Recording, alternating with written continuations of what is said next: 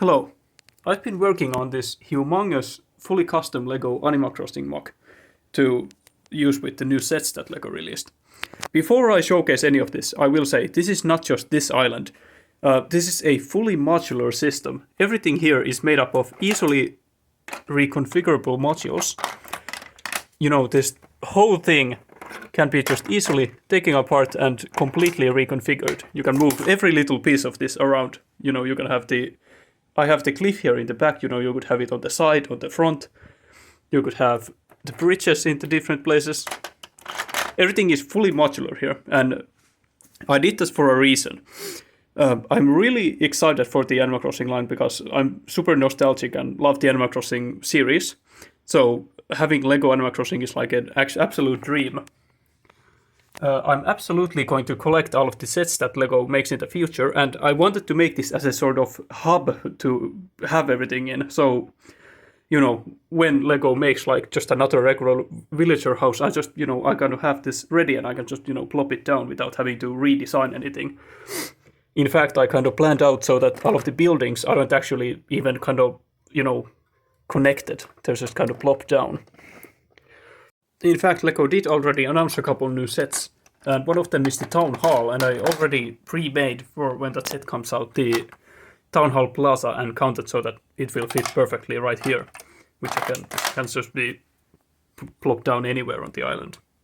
In terms of its size, it is 6 by 4 base plates, which means it's 100 centimeters and around 150 centimeters this way, so it's very large. I currently have to have it on my floor in this full state because it just won't fit on my kitchen table. However, because of the modularity, I would have to kind of take this apart a bit, but it's very, very easy to just remove one of these and, make the whole island smaller if, I want to fit it into a smaller space. On the shores, I have the new French-style seashells, which I didn't even know existed before searching them up on Bricklink. Some of the message in a bottles. I had to bricklink a whole lot of the palm trees and the regular trees, different fruit varieties they already released, and flowers. I already got, I didn't have the time to spread them around all this thing, but, I just have some bugs set up here, some butterflies. I have a whole lot more fish and bugs here. Of course, tree stumps. I found these pieces to be really good representations of the rocks in Animal Crossing. The angle here is kind of harsh, but overall I really like the shape of them and the size of them. I also bricklinked a bunch of the new prints, so these which I have, the pitfalls or just dig spots that I have spread around the island. The bale bags, belts, crafting recipes, and then the fish food and the flower seeds. I also made representations of all the different crafting materials in the game. So sticks, then iron nuggets, stone, clay, there's gold, and then the 3 different colors of wood.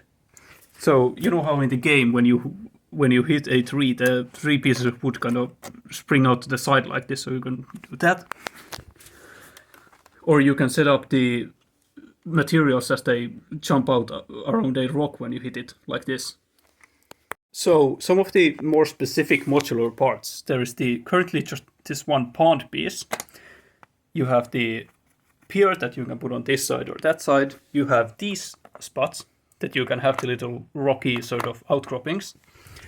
And you can also have this little addition to them to block the river exit. So currently I have 3 tiles, outer tiles that have the river exits. So you could have just 2 of them, just 1 of them, whatever. You can use these little inserts to block them. On the outer edge of the island, you have the little piece of rock here, as is in the game. I also have 2 little these rocky just outcroppings that you can have around the island. Currently, the third layer was kind of an afterthought. I didn't really design this from the ground up to have a third layer. So currently the third layer is just this little thing. It's made very different to all the other parts, so it's just a little... I may do a more proper third layer. Also, this is really related to this whole island, but the two buildings they made, I modified them a very slight bit, except for the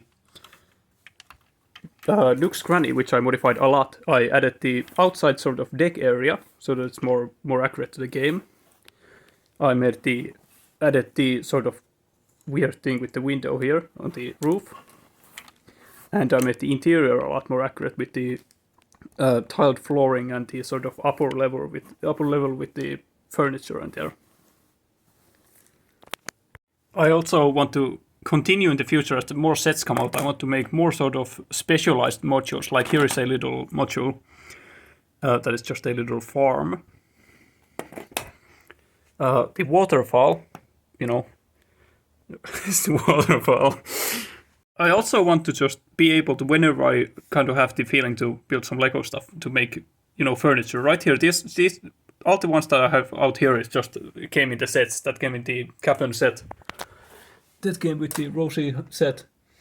But, you can imagine just I could have like a little box full of benches and vending machines and street lamps that I could just kind of plop around whenever I want to set this up. And the idea is that all of this, because it comes apart into many little pieces, I can easily just fit it all into a couple, actually 3 exactly, sort of big plastic boxes. And whenever I want to, I can just set it up. Take some pictures, whatever. Yeah. Oh, also, the back side is very simple. However, one of the back areas does have the little secret beach that you can find on every island in New Horizons. Before this, I made the video about my, again, huge fully custom Fallout New Vegas mock, which I'm super proud of. Go watch that video. And also, I've been meaning to do a video for a long time about, it's just kind of in 3 parts in there, but it's a meter-long custom spaceship with fully interior.